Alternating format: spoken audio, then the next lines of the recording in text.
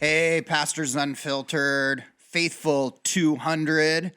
It is PB. I'm here solo today because Tony is on vacation, on a Sabbath, on a date. I'm not exactly sure why Tony is not here, but I'm doing this myself. I want to thank our incredible sponsors, Logos Bible Software. They just recently came out with AI technology that allows ministers and those studying to use in a way that isn't questionable, and you don't have to worry about robots taking over the world or taking over your mind. So I encourage you to check out Logos for your Bible study needs. If you use the promo code WeAreVenture, you will get a discount. We also want to thank our other sponsor, Anderson Lawn Care, for anything you need for your lawn, yard, whatever it may be.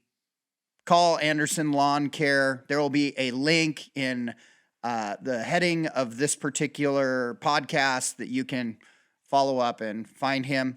But if you say Pastors Unfiltered referred me, you get a 20% discount on your first yard project. Just out of curiosity, I'm not going to introduce our guest yet. You have a yard? Do you need any yard work done? I was just thinking about it. So, yeah. Okay, 20% off. Okay. And he just did pavers in my backyard. So I have to put pavers through my grass to my shed. That's great. Because at night when I walk through there, it's the only way that I can avoid dog droppings everywhere. Yeah, that's going to be walk important. on. And he put them in, and it looks amazing. And just highly, highly, highly recommend them. We are going to dive right into the topic at hand. I do want to remind everybody that this weekend is the 20th birthday at Venture Church. So if you're a part of Venture, you cannot miss one of those early morning services, 8:30, 10, 11:30. It is going to be so much fun. We have special guest speaker, Jared Ming, lots of highlights, reflections, and in addition, looking ahead. I think you're going to love the service. Come check it out. Also, that night is our 20th birthday party. If you have registered for that, please make sure to be there because we do have a long waiting list. And if you're not able to be there, let us know so that we can have those on the waiting list be invited to come. But we're pulling out all the stops. The biggest thing that we are excited about is our very own Brandon Greenwalt has been working tirelessly creating the Venture documentary. A friend of mine who pastors Venture Church in San Diego for their 10th anniversary did a documentary. I loved the idea so much that we released Brandon to spend a lot of his time over the last several months doing this. He has accumulated all this archive video footage, pictures, put it together with current stories, videos. You're going to absolutely love it. There's funny elements, moving elements, reflecting elements. You do not want to miss it. And that debuts at our birthday party Sunday night. All right, without further ado, I have a special guest, Christian historian, Josh Zeifel. Hi, guys. Josh, quick, tell us a little bit about yourself, your family. Well, my wife Rachel and I are from New Jersey. She's a Yankees fan, so today's a dark day for her, but, go Dodgers is So all I she's a say. Yankees fan. Yeah. How did she feel about the two Yankees fans that grabbed the outfielder's glove and tried to rip the ball out of his glove? Did she think, hey, they should have been able to come to the next game? Yeah. Or did she think the ball should drop on them? Truth here, she's a Yankees fan in the sense that she has a Yankees hat and her family supports the Yankees. She probably has no idea about the... So she doesn't even know they were in the World Series? Well, no, she knows they're in the World Series because I would give her updates, but Okay. yeah. All right. Yeah. So her grandfather was a Brooklyn Dodgers fan back in the day, so it's like a family connection there. So Wow. Yeah. Okay. So I think, I don't know. I need to see the replay, but I might leave him there. I might not ban them. Oh, no way. Banned for life. They should never be allowed in a game again. I actually watched on, X, Twitter, whatever you want to call it. Uh-huh. I'm very obsessed with it right now because of the political season that we're in, and it's very fascinating. And their algorithms, depending on what you rest on and read the most, is what you end up. It's fascinating. So depending on what mood I'm in, Twitter thinks I'm a Kamala fan. If I'm in another mood, they think I'm a Trump fan. It goes back and forth. But I did read a bunch of articles about how the fact that these guys weren't banned for life, that was an example of white privilege. They weren't banned for life. No. Wow. Okay. So do you think that is an example of white privilege? Let's just start out hot. Oh boy. Well, I have a question. Okay. I've never sat like right there where I could catch that kind of ball. Did they tell you not to do what they did? There's signs everywhere. Oh, okay. And there's infamous stories like the Chicago Cub fan that like they blame any Cub misfortune on him still to this day. He's been in therapy because he interfered with the ball. No, you're told, like, what you can do is you can reach over, catch the ball. They might kick you out of the game. Yeah. The issue for those guys, and you don't want to do it. Because they're, like, really grabbing onto it. But I think they wanted the home run ball is what they wanted, right? No, it was a foul ball. It was a foul ball. So it was the Dodger was going to catch it, Yeah. slightly reaching over, and they didn't want him to catch it. They wanted the ball. So they should be kicked out and banned for life. They weren't. Other people, you just get kicked out of the game. I definitely don't think it is an example of white privilege. I think that is a huge stretch. Here's what I think it is. I think it is an example of Yankee fan privilege. That sounds about right. I think everybody just Come on, thinks, America. hey, these guys, they're throwing batteries at you. They're cussing you out. We expect nothing less from them. But if that would have happened at a Mariners game, you wouldn't be allowed in the city of Seattle again. Hey, but those Dodgers fans, they're throwing the ball back on the field during that Padres game, though, right? So people being rowdy.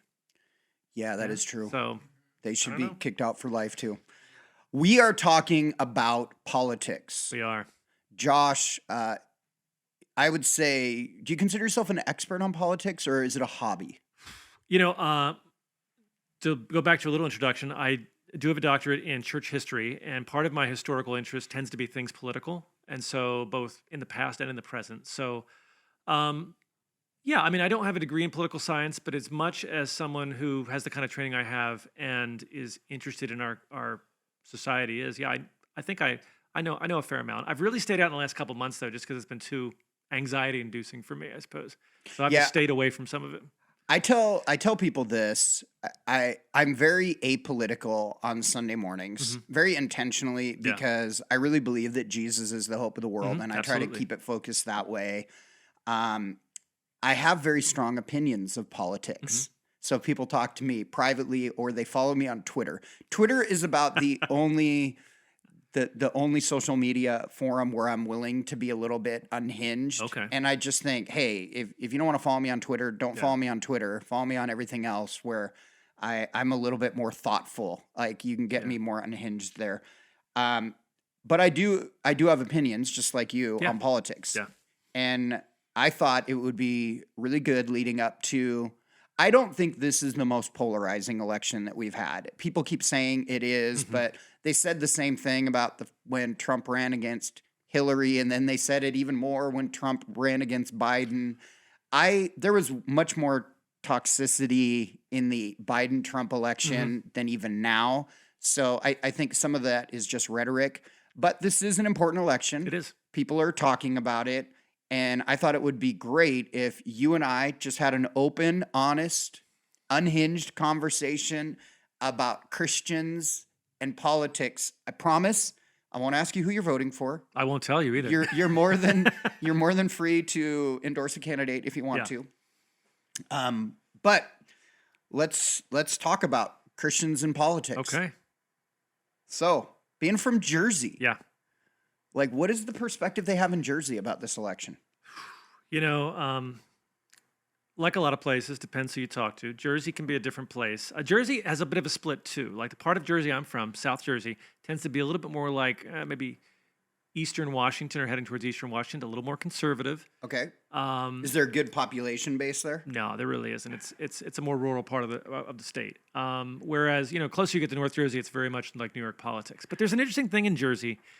Like that Staten Island style of Republican, like that Trump style of Republican, you'll get some of that. Like, it's not these kind of like Midwestern, going to bring casserole over for the church potluck conservative Republican. It's like a in-your-face, yelling at you kind of Republican you'll get sometimes, especially in North Jersey. So that's really interesting. So you guys did, as of recently, you've had a Republican governor Yeah, there. that's You right. had Chris Christie. That's right. Yeah.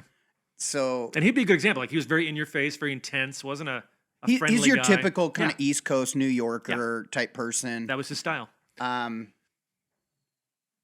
Was it rare to have somebody like that be the governor? Yeah, I mean, I think so. I mean, I don't remember again how much I paid attention to New Jersey governors, but I feel like he really stood out as being really like an in-your-face kind of New York, North Jersey style guy, like just giving it to people. You know, he wouldn't take anything from anyone, which was in its own way refreshing at that time. You know, that he would just go for it.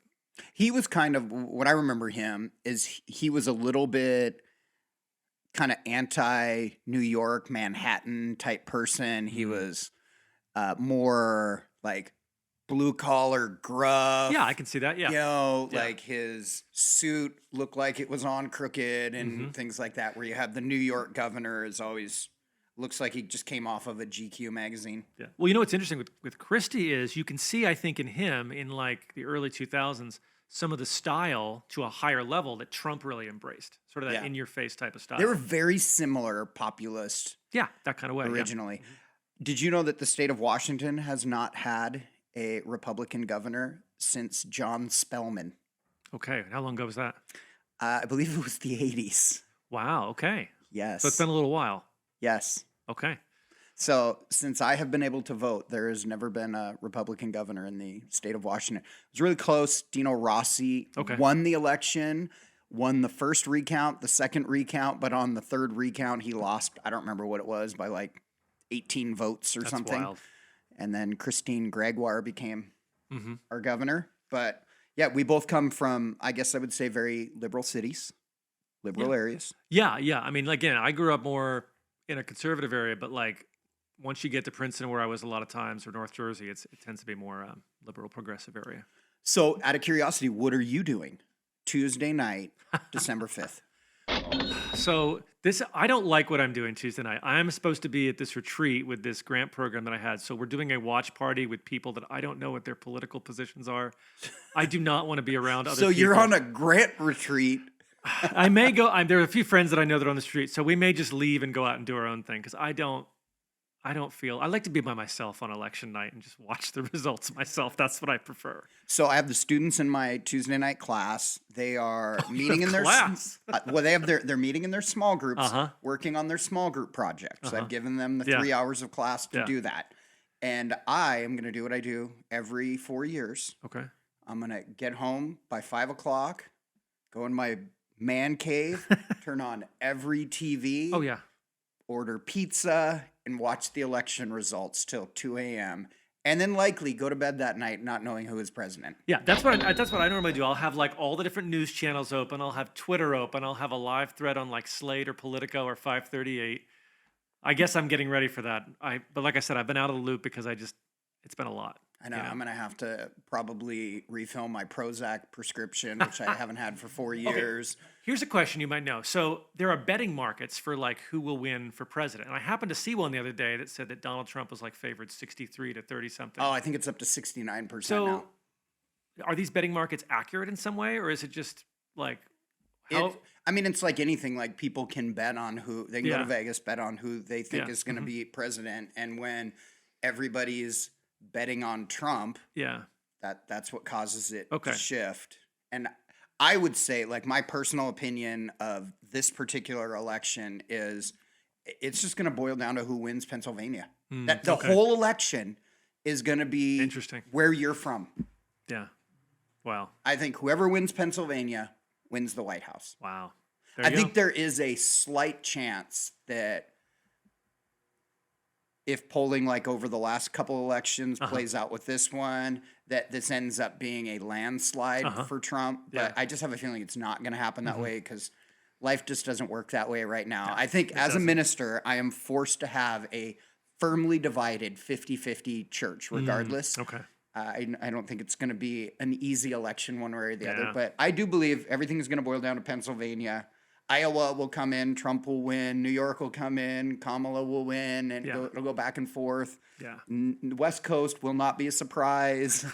and things. I'm going to call it now. Washington's going to go for Harris. I'm just going to call that. Have you heard this stat that 30% of Washingtonians are not voting this year? 30% less than the Really? last election. Yeah.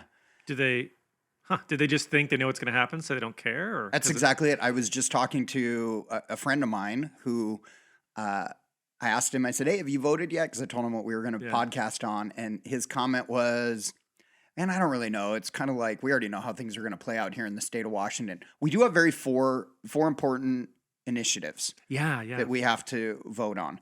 So, and each one of those initiatives deals with taxes. So you want to consider them. I love the signs for these initiatives on the road. If you don't live in Washington, I drive down the road and it just says no on 2117. Yep. I don't know what that is. Like, am I going to remember this?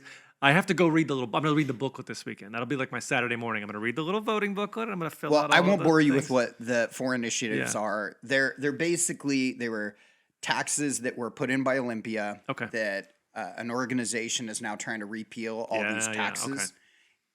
Back in, I think it was as recently as February, they were going to easily win in a landslide. But because all of our media and government officials, I mean, government officials don't want taxes to go down because that means they might lose jobs for them. And so they want us all voting no.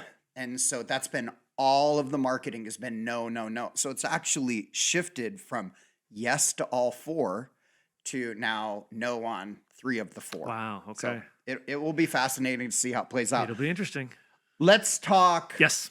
a Christian's view. How should the church respond to politics? I want to start off by saying, I think if you're hearing this, I know that you might not love either candidate. Yeah. And I've talked to well-meaning people that have informed me that they are not going to vote. Okay. In fact, I quoted a statistic that is 49% of people of faith aren't going to vote in this election because they don't feel that either candidate represents their values, so they're not going to vote. So they're just choosing not to vote at all. They're choosing to abstain from voting. Okay. I actually posted this on Twitter and also on my Facebook, and the number one question that I kept getting from people is, I don't believe this stat. Where did this research come from? Yeah. And so first thing I did this morning is figure out where that stat came, because I'd heard it from all kinds of religious leaders around America. And it was actually from the Barna Group. Okay. And you and I know that if Pew Research or the Barna Group does research, it's usually pretty accurate. So it's really well studied. That's from the Barna Group.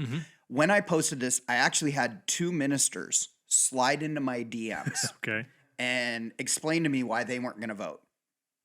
And it was basically... And you're like, I didn't ask, but thanks. Well, neither candidate represents my values. Yeah. Out of curiosity, what do you think of that view of voting?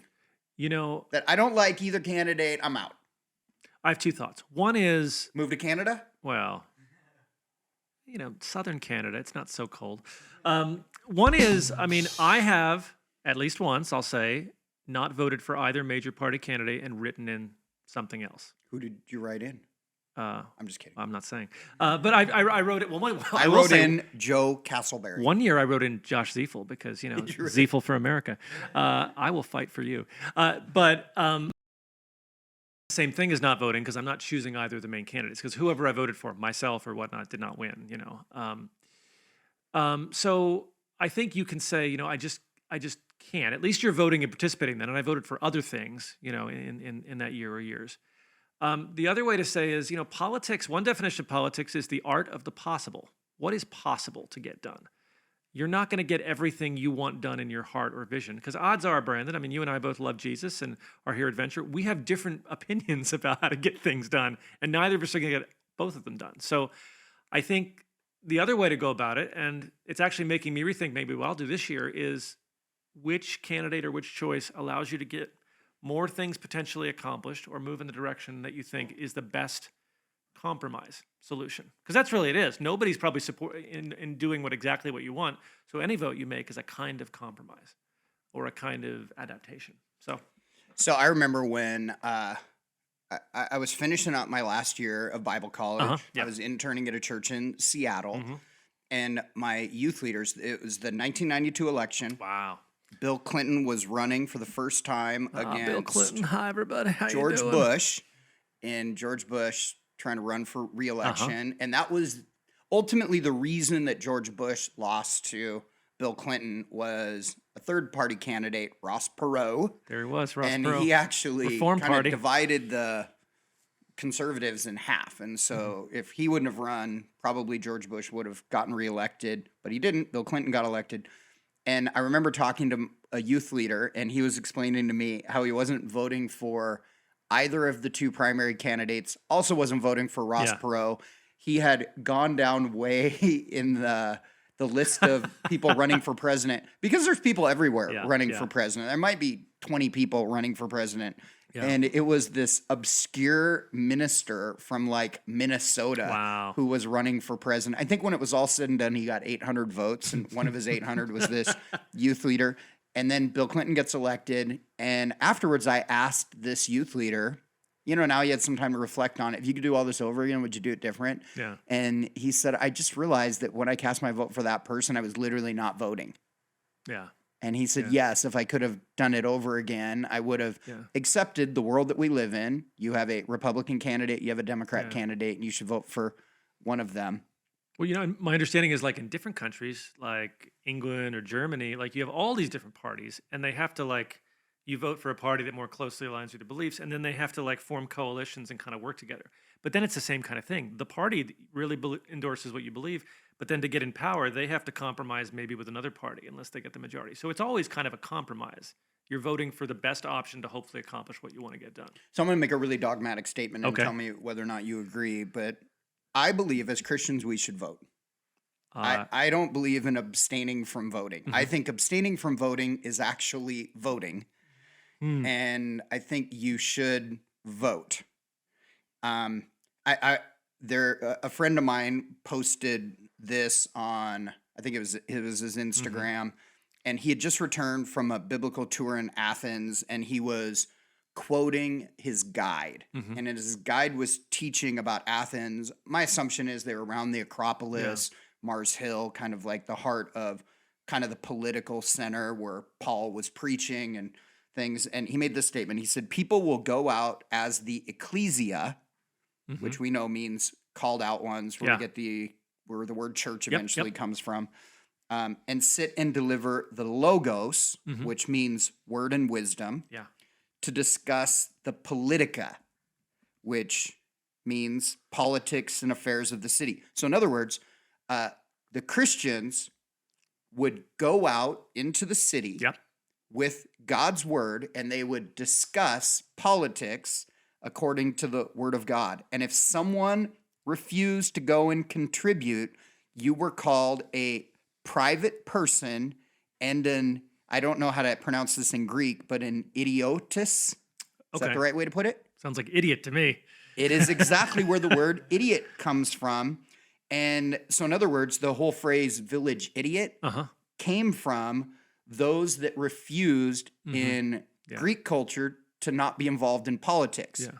I would never call anybody an idiot. I wouldn't. But I would say it is trying to abstain is in essence putting your head in the sand and ignoring it. And you're never going to agree with 100% of any candidate. No. Just like you're not going to agree with your friends 100% of the time. You're probably not going to 100%. Yeah, your pastor, your church. You're probably not going to agree with every single thing that comes out of your mouth, You said in church you hated Oregon once. I don't agree with that. I know. That is true. I remember. You like Oregon? I like Oregon, okay. All right, off this podcast. As a state, Give me a good Raiders roll, Judah. Raiders roll. So do you agree that we should vote? Okay, I'm gonna be an academic and nuance that. I think Christians should be politically involved. Okay. I think that one of the easiest ways to be politically involved is to vote. But sometimes, especially let's say in a state where, for whatever reason, whether it's very red or very blue or whatever, and your vote really isn't going to make a difference for president, then there's a question of all the people lower down, take care of your regional and local government. Or let's say it's all determined, but you say, my vote really isn't going to make the big difference, but me being involved at the local level, in my society, in my culture, being involved in that political way is important. And I think, so I think we have a responsibility to be involved in our culture and society. Whether that means every Christian has to cast a vote, I don't know if I'd say that firmly, but we need to be politically involved. I mean, worst case scenario, do what you did. Write in a name. Yeah. And the issue, like people are ultimately determining, am I going to vote or not based upon who's running for president? But they forget that there's initiatives Yeah. and Yeah. those initiatives matter. And oftentimes, like I always think about the light rail and the extra taxes that came in Western Washington for those of us in that light rail. And people were irate when they had to renew their car tabs and it went from like $150 to $600 a year. And they voted in. But we voted for that. That right? light rail. And they're like, well, I didn't vote. Well, that's your own fault. That is your fault. Like we all reap the consequences or benefits of what happens in an election. And I would say pastoring venture, like we're in an incorporated portion of Mill Creek, which is a smaller city that is city council governed. Yeah. And who sits on that city council matters for affairs of our church. Absolutely. We might be like, I would say arguably maybe besides Central Market, we're probably Central Market would be the other large corporation in our city. Which you would love to have sponsored this podcast. There it is. But we're probably the largest organization in the city.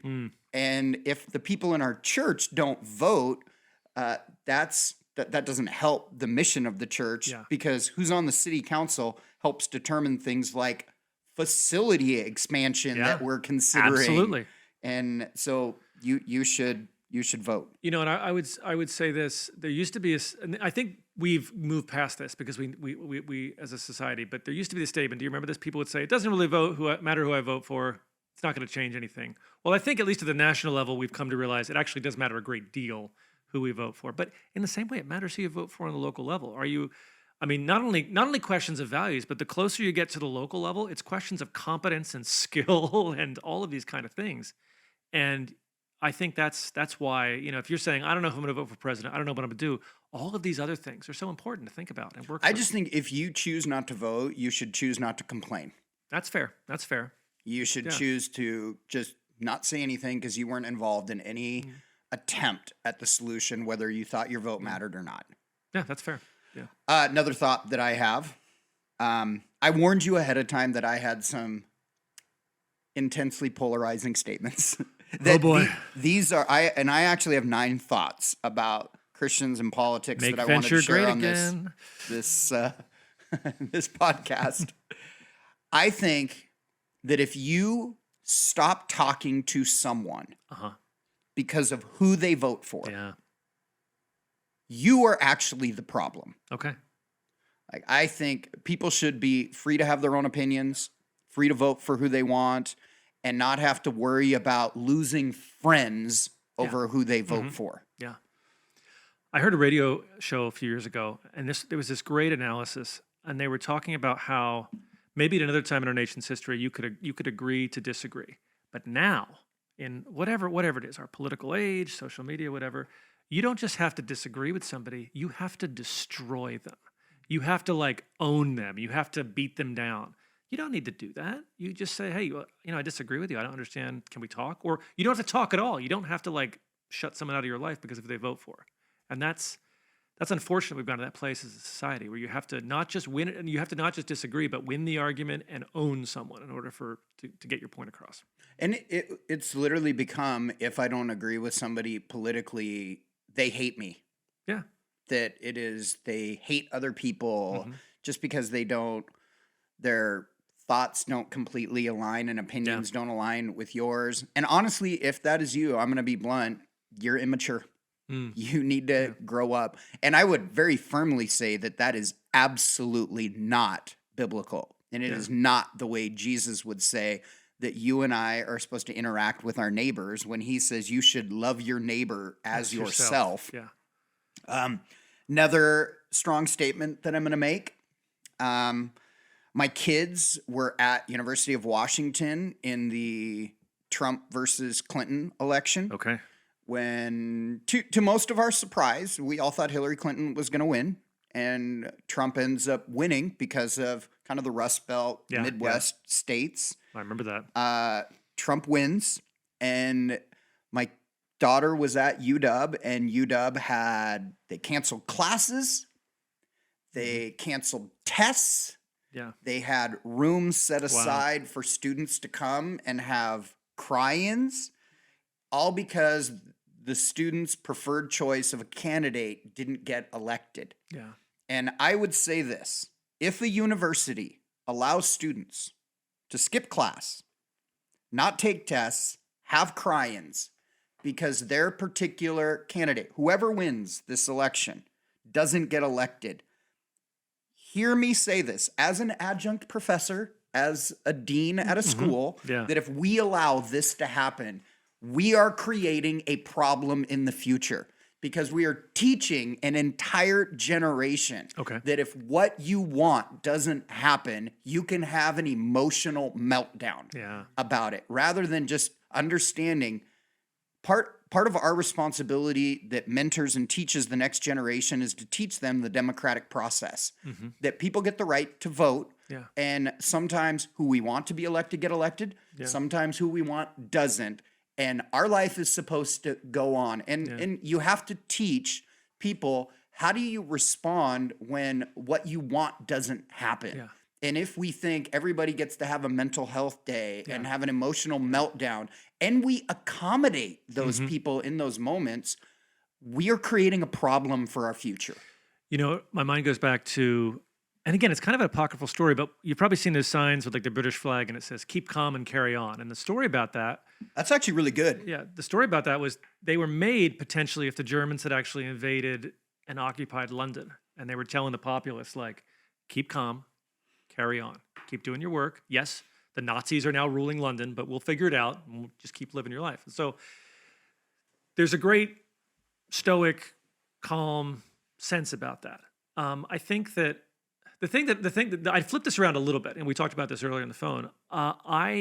The one thing though on the other side, for me as the person who is the professor, who is the dean, or who is the pastor, you know, for that matter, I know that whatever happens next Tuesday or whenever we settle it, right?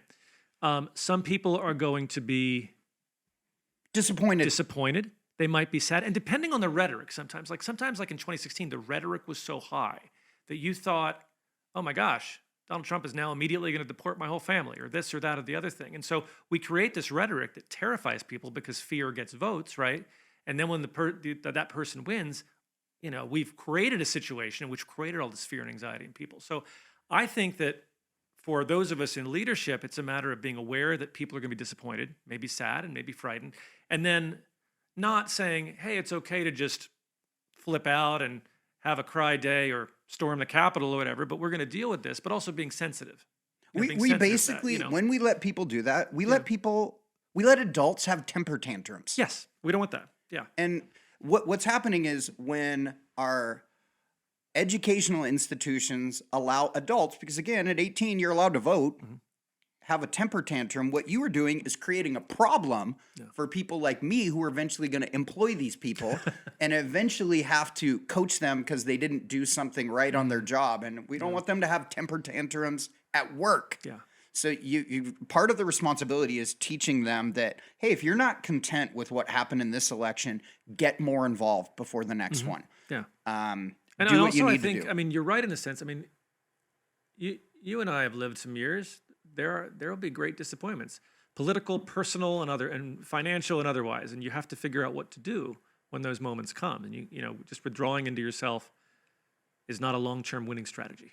So I was doing the math on this. If you're a Republican, out of the last 16 years, only 4 of those years has your preferred candidate been there. If you go an additional 24 years, then it is 12 Republican, 12 Democrat. Yeah. And so out of the last 24 years, half of us have had a chance to be disappointed. Half of us have had a chance to be excited, and it flips. But what we want to do is love your neighbor as yourself, move on.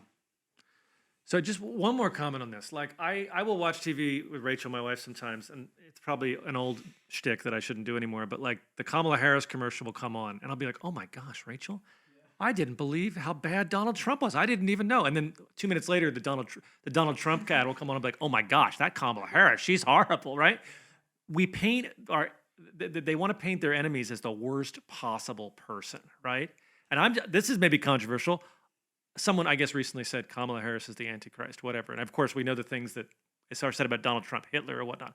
I don't think either of them are the Antichrist. You know, they're both flawed, broken people like all of us, but they're not the devil. So, yeah. So most conservatives look back now, and I think that this is a generalization, but most conservatives view Ronald Reagan as their favorite president. Yeah. That's fair. Yeah. So I remember when I was in high school, I get saved and I start going to a private Christian school. yeah. And I'll never forget my English teacher, who was a bit of a conspiracy theorist, kind of an end times guy. And I didn't know those people existed because I hadn't been in church. He's a teacher. I'm a student. Everything he says is true. Yeah. And I remember he said, there is a group of people that believe Ronald Reagan might be the Antichrist. Yeah. So this is back in the 80s when he's president. And his argument was, his name is Ronald Wilson Reagan, 666. And now, fast forward 30 years, and to a conservative Christian, why can't we have Reagan? So Donald Trump is using kind of all the Reagan language. Here's an interesting story that I heard years ago. And I don't remember who I heard it from, but it maybe it's like a wise tale that people tell. But he said, I have a friend of mine who's a politician. Yeah. And he said, I asked him about a particular issue. And he said, some of my friends are for the issue. Some of my friends are against the issue. And the politician said, I'm for my friends. And in other words, depending on his audience is how he's going to respond to that particular issue. Yeah. And I think that is what you always need to be aware is that everyone's lying to you. Everybody is telling you what you want to hear. Except here on this podcast, we never lie to you, right? I'm talking about politicians. That's right.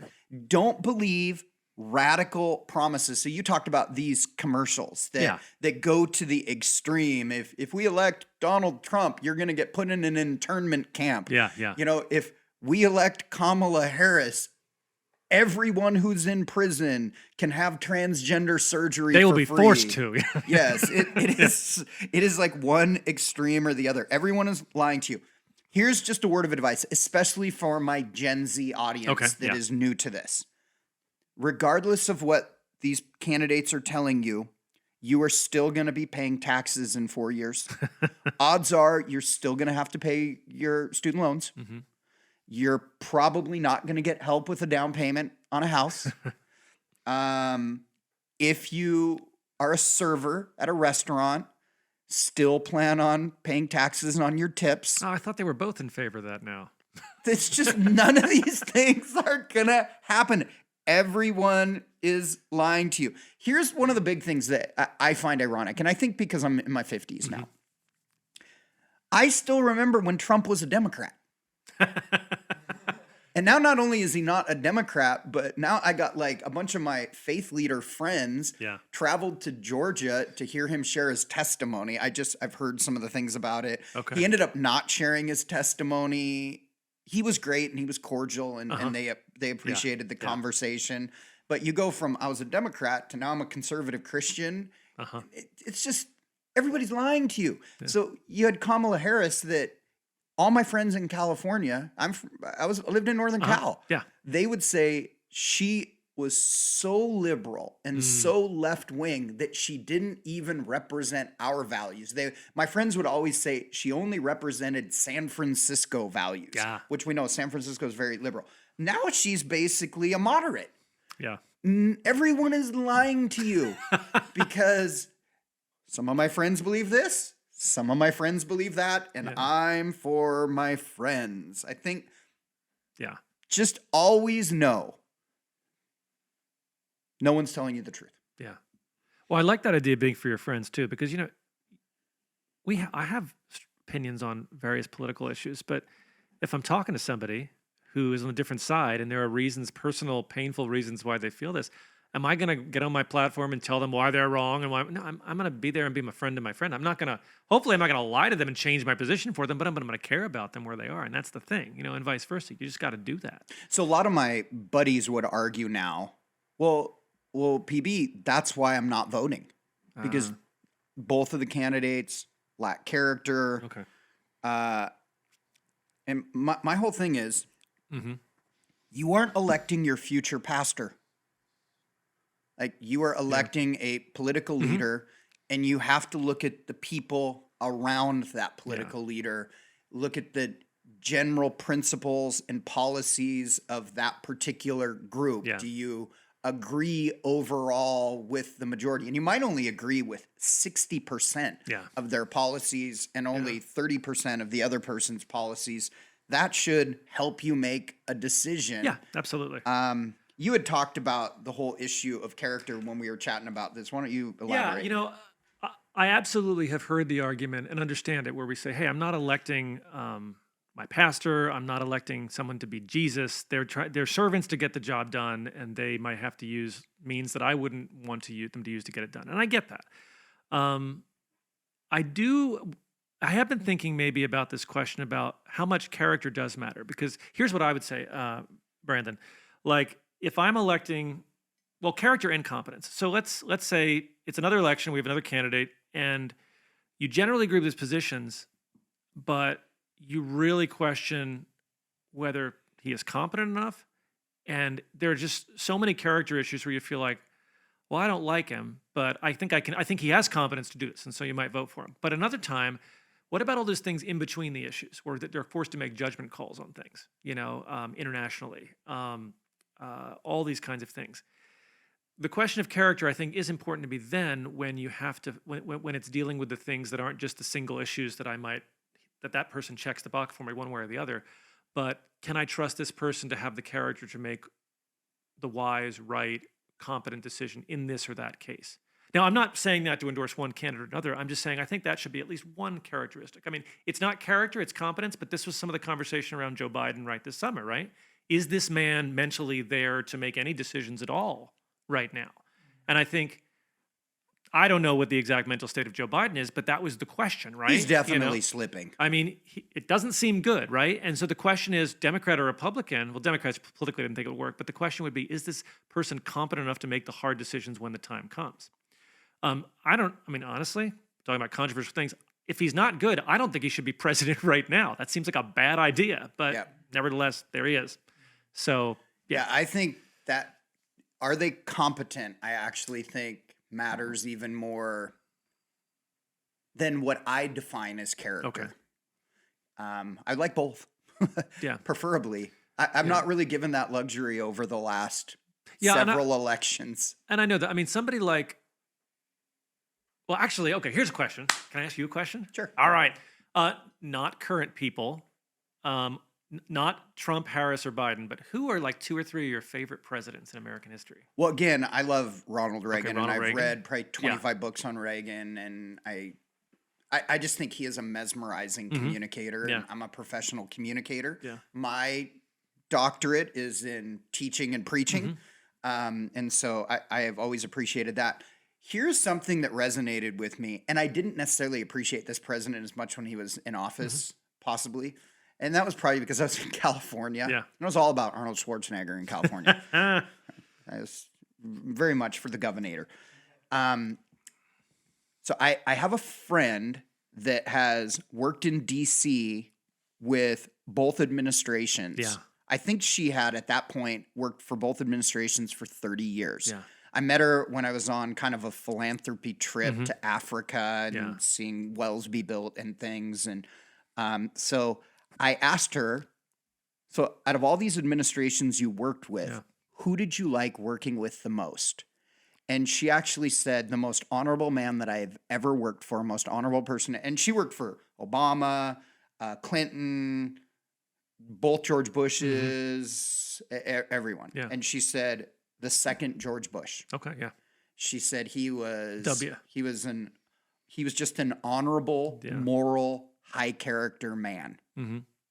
She was then quick to say he might not have been the most intelligent of the other president, might not have been as smart as Obama or as, I don't know. I can't think of anything else. Whatever, But I thought that was kind of interesting.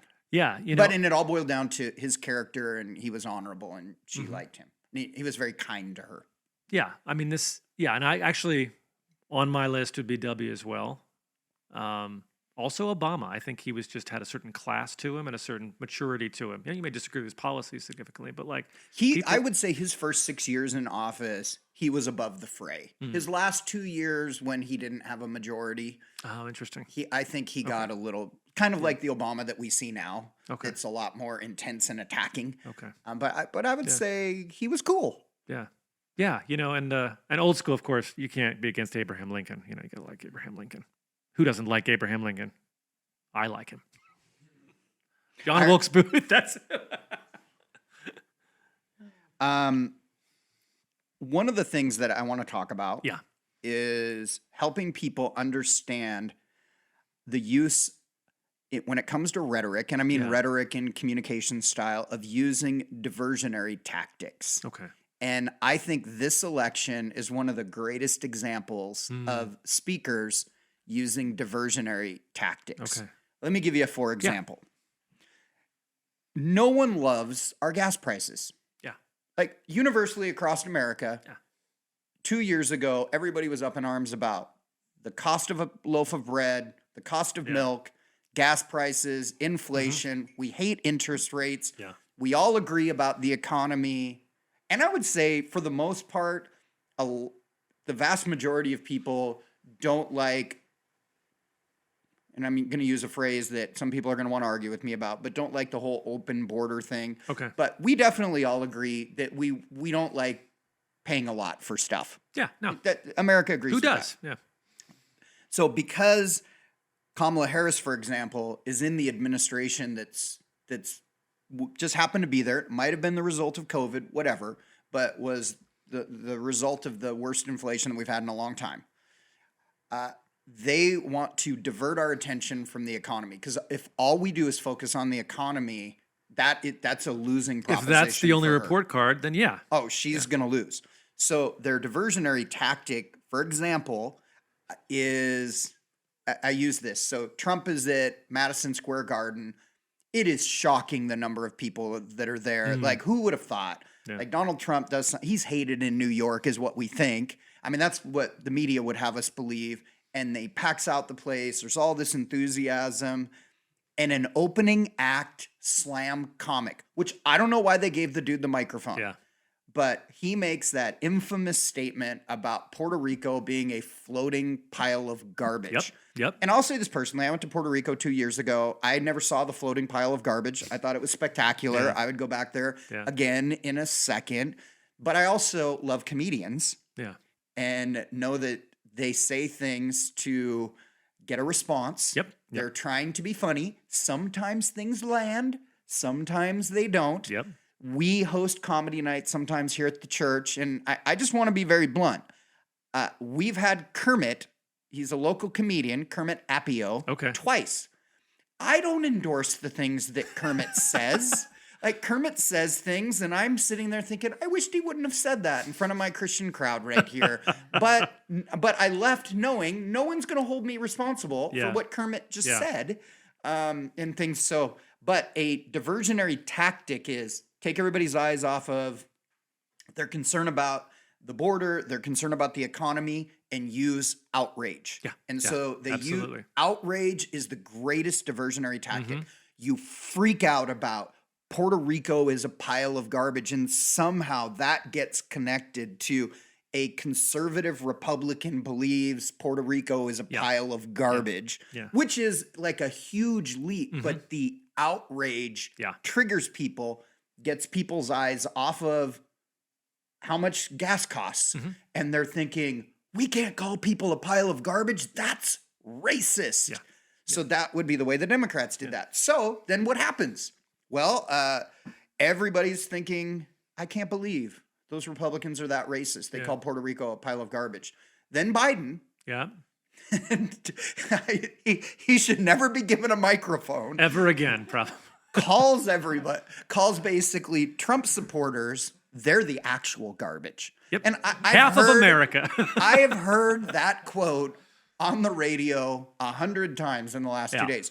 So then Republicans trying to divert everybody from the Puerto Rico pile of garbage to Biden, then they respond with outrage, shift everybody to Biden, who we all know is slipping. Like, we've all had conversations with our elderly grandparents that after we left, we were like, that was interesting. Maybe you shouldn't be president anymore, Grandpa. I don't know if I want Grandpa to meet my girlfriend quite yet. He's a little bit blunt. Yeah. Well, you see Donald Trump was riding the dump truck the other day? Did you see that picture? And then he pulls out the dump. Of course he does. It is all for, like, divert. You know, this... Don't fall for that. And I would say, and there is, I listened to the long form interview on Joe Rogan with Donald Trump, 3 hours long, and I probably owe it to my involvement as a citizen to find a long form podcast with Kamala Harris, because in a long podcast conversation, you're actually hearing them talk, you're getting to know them a little bit, and you're hearing more about the issues. If you want to not be outraged about comments that he didn't even make or she didn't even make, listen to them in their own words, and I'd recommend that. I actually thought the Joe Rogan podcast was long. It was, yeah. It was interesting. I did not feel like Joe Rogan was biased towards him at all. I thought when Trump would bob and weave, I thought he did a good job trying to bring him back. Yeah. And because he pushed him a little bit on some things, like did. Election interference, things like that. What do you think about the fact that he invited Kamala Harris? They countered with, we can do it on this day, but you have to fly to us and I'll only do an hour podcast. And then Joe Rogan said, no, I prefer to do it in my own studio. Yeah. I didn't heard that. Sometimes you make those kind of conditions because you know they're going to say no, so you don't have to do it. It's not your fault, but Boom. I don't know. If I were, again, I am also... sometimes think at the level of strategy, so this is not endorsing a candidate. The perception is with her that she does not want to say too much because anything she says out of line could get her in trouble and cause her to lose. So I think that may be potentially the strategy there. Whereas Trump is way past that. Everybody knows he says everything that he's ever thought in his head and more. I don't think we know that he can go unhinged and he can say some things that get him in trouble, but for the most part, there's nothing that he says that surprises people. And I will say in that interview, if you only had listened to the commercials and the sound bites and then you listen to the interview, it's like you were talking to a different human being. He's still Donald Trump, but he was, compared to Joe Biden, much more competent, thoughtful, engaging, and not as controversial as some of the clips that you will see. In a 3-hour conversation, if you're slipping, it will become obvious. Oh, absolutely. Absolutely. If you're intelligent, that becomes obvious too. That's one of the reasons why I would say people under the age of 40 love Joe Rogan and they listen to Joe Rogan's podcast more than they listen to Fox News, CNN, MSNBC, or any other podcaster. And that's because he is insanely intelligent, a little bit odd, but he's intelligent and he knows things about a very diverse groups of thought. It's very interesting. But I think I'm going to have to find, I think there's a daddy podcast or something that Kamala Harris is on. I'm going to listen to it this weekend and just listen to her as well. So I think she should have gone to him exactly like Donald Trump did. And I know a lot of people are freaking out. Hey, you're just a podcaster. Yeah. She is the sitting vice president. And how many views or listens did he had? Like 20 million, 15? 40 million 40 now. Million. So I would say he's worth going to, and to be really honest, regardless of who ends up being president, Joe Rogan is going to be on the air long after they're in office. So you accommodate him at this point in time. But that's the new media. It is what it is. A couple last thoughts on this before we wind this up. Realize this. Both of these candidates, whoever ends up in office, they are going to get rich from this position. So there's not this altruistic motivation to be president at times. I mean, people are outraged because Donald Trump is selling shoes, which I don't know if you knew that, selling watches. I would expect nothing less. Exactly. They all get rich. I mean, Kamala Harris is going to have all of these donors that are going to give all this money to these different projects of her. They're going to end up and then when you multiple retire, millionaires you go because and, of this. Yeah, then when you retire, you go and give speeches for $100,000 a pop. Exactly. Yeah. So the altruism left a long time ago. If Tim Waltz ends up being the vice president, yes, he only makes whatever, $100,000 a year right now and doesn't have a high net worth. In 4 years, he'll be rich. Mm-hmm. It just happens. Yeah. So again, I come back to neither candidate has completely pure motives. Don't believe that. Last thing I want to say is whoever gets elected, church, have the right perspective. Yeah. Because the world survives. Yeah. Jesus is king. Jesus Amen. is the hope of the world. And I want to make a statement. It's kind of my last polarizing statement, that I believe that if you are a person and you claim to be a follower of Jesus, and you are placing your hope in a political candidate, not like you are anxiety driven by the potential of your candidate losing. Yeah. That means that you are placing your hope in that candidate. And I think you should repent of your idolatry because you have made that person an idol when in the end, as a follower of Jesus, we are strangers in a strange land. We are passing by. Our home is heaven. And we believe Jesus is on the throne. Yes, that's right. And regardless of who gets elected, Jesus stays on the throne. Yeah. And our hope doesn't change. Our mission doesn't change. It might become more difficult one way or the other. And there's really no honest idea of which way it would be regardless of that. There's a great moment in the book of Joshua where they're about, I think, to go and conquer the promised land that God had promised them.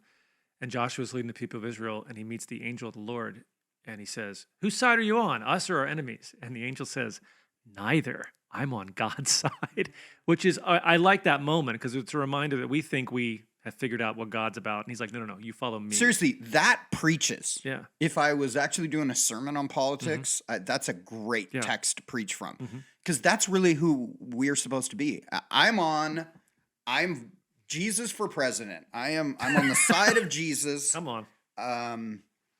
When push comes to shove, I might not be thrilled if my particular candidate doesn't get elected, but I've learned enough that life will go on. Yeah. And every election, people announce that this is the most important election ever. And every election, they use fear to convince us that if their particular candidate doesn't get elected, all of these horrible things are going to happen. And I've gone through this so many election cycles in my 50 years. Everybody says the same thing. And all I can say is that I'm still here. And we a lot of Christian leaders around America were saying it was God's will for Trump to get reelected, and a Joe Biden group leading the country is going to be the worst thing ever for Christians. And all I can say, 4 years later, Venture's still here.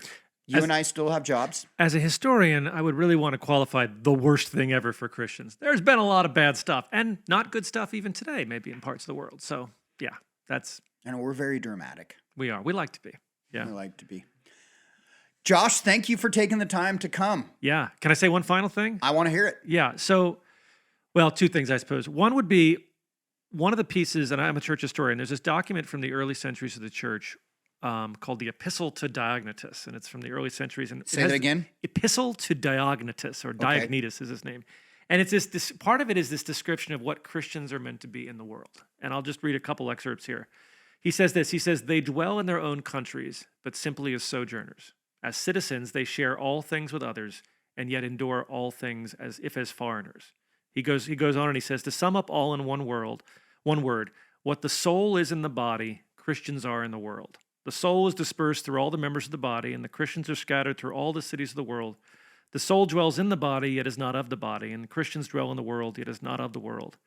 And finally he says, "The soul loves the flesh that hates it, but also loves the members. Christians likewise love those that hate them.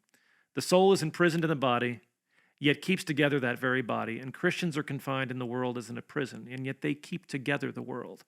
And so this idea of us being in, the theology could be questioned there a little bit, but this idea of us being in the world as the soul is the body, we have a role and a place here in our culture to be involved in the political world, to be Christians not just in how we vote, but how we interact with those who vote differently from us. To be people, I mean, in the next week, ask yourselves, or 2 weeks or months, when you have that list of the fruit of the Spirit, love, joy, peace, patience, kindness, goodness, gentleness, faithfulness, and self-control, are those things evidence in your life when it comes to politics? If they are, odds are the Holy Spirit is at work in your life. If they're not, go to Jesus and ask his Spirit to do some work in your heart. That's part of what we're called to be in the middle of all of this. Being involved and then being Christian. When was that written? Oh gosh, this would be maybe 2nd century. That is like the most profound thing ever. Yeah. That is how we, especially as Christian leaders, that is what we should be teaching people. Yeah. Yeah. And that was during. Where did we shift from that into we live in perpetual outrage? Yeah. I mean, and this, keep in mind, this was written not in a democratic age, not in an age when the Roman Empire was Christian. This was at an age where being a Christian could mean at any moment you could be killed or heavily persecuted. That was when that was written. So that's a whole. So that is worth keeping in mind. We are in the body as the soul is in the world. We are not of the world, but we are here. And while we're here, let's be Christians here, is what I would say. That is the mic drop moment. Please have listened to this podcast through that statement. That was amazing. Hey, thank you guys for listening. Don't forget, please give us a 5-star review. If you don't want to give us a 5-star review, email morgan.b@ourventure.church. Tell Morgan how much you are annoyed that Tony was not here. Thank you guys for listening. Next week, you'll be hearing a podcast that we will do our first ever live podcast recording at our 20th birthday, before and afterwards. It might be our first and only, Judah. If it goes really badly, we will see. But Tony and I are going to record live. Honestly, 20 years of Di and I leading Venture. I can't believe we made it 20 years. Crazy. I'm so excited to celebrate with all the people that have made this job so amazing. Look forward to seeing you this weekend. Thanks for listening, subscribing. Please share this podcast.